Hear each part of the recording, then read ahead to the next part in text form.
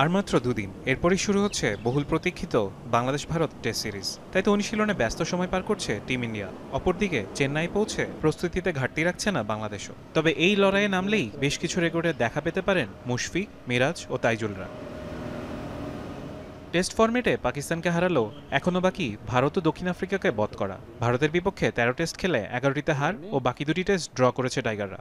দারুণ ছন্দে থাকায় এবারই প্রথম টেস্ট জয়ের সুযোগ তৈরি হয়েছে বাংলাদেশের সামনে। এরই মধ্যে ৯টি দেশের বিপক্ষে টেস্ট জিতেছে টাইগাররা। তবে ভারতকে হারাতে পারলে দশম দেশের বিপক্ষে টেস্ট জিতবে শান্ত মিরাজরা।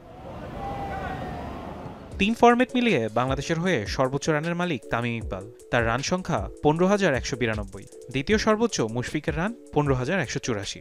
ভারতের বিপক্ষে সিরিজেই তামিমের রেকর্ড ভেঙে এই তালিকার শীর্ষে ওঠার সুবর্ণ সুযোগ আছে মিস্টার ডিপেন্ডেবলের সামনে।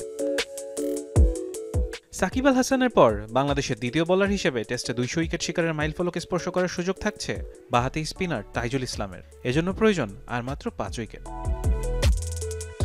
অপরদিকে ভারতের বিপক্ষে ৭ উইকেট পেলেই বাংলাদেশের চতুর্থ বোলার হিসেবে তিন ফরম্যাট মিলিয়ে ৩০০ উইকেটের মালিক হবেন স্পিনিং অলরাউন্ডার মেহেদী হাসান মিরাজ।